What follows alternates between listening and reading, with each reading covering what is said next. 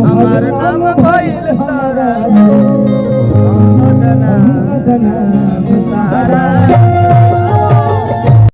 दोस्तों आप लोग देख रहे हैं प्रो वाइन्स 1 मिलियन। तो फिर से एक बार स्वागत है प्रो वाइन्स 1 मिलियन में। तो जी हाँ दोस्तों, आप लोग को सुबह में बताए थे कि खेसारी लाल यादव ने लाइव आकर के क्या बोले, और एक स्टेट शो था प्रयागराज में जो कि इलाहाबाद पड़ता है, जो कि आप लोग देख सकते हैं। सुबह में आप लोग बताए थे और आप लोग लाइव वीडियो आप लोग देख सकते हैं, जो कि उनके सीईओ लाइव दिखा रहे हैं, जो कि खेसारी लाल यादव का सीईओ जी।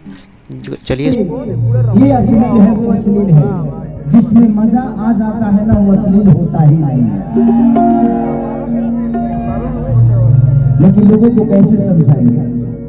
लोग कहते हैं कि भक्त गाते हैं भाई तो कोई सुनता ही नहीं है, लोग गीत गाते हैं तो अश्लील हो जाता है। अब प्रवचन करने के लिए हम सबके गुरुदेव धीरेन्द्र बाबा है ये हैं, अब हम के प्रवचन तो गरम जाना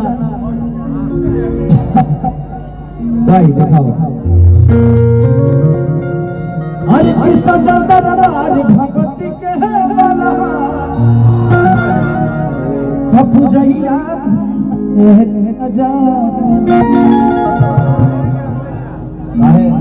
आप कम करत हो, बताओ तरह से माइक निके समरा तो तहर मेहरारू कैसे समरा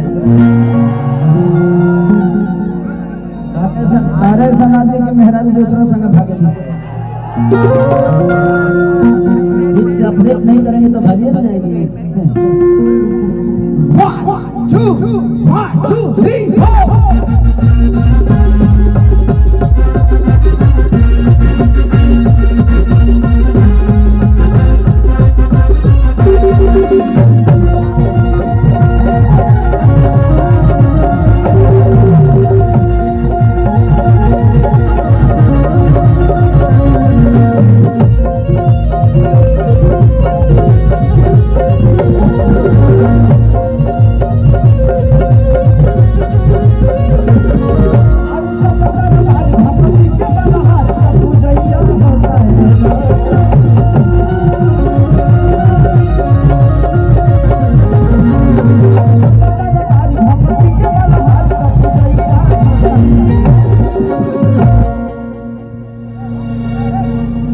यूट्यूब वाले भाई आप लोग लोकल हैं,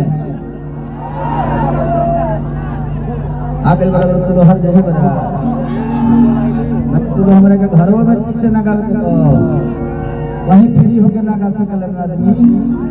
अरे दादा हो कि नवती नतिया जाने लोग झागे ना माइके लागल बारे माइके लागल बारे माइके लागल बारे नहीं या बजू बड़ सुने हां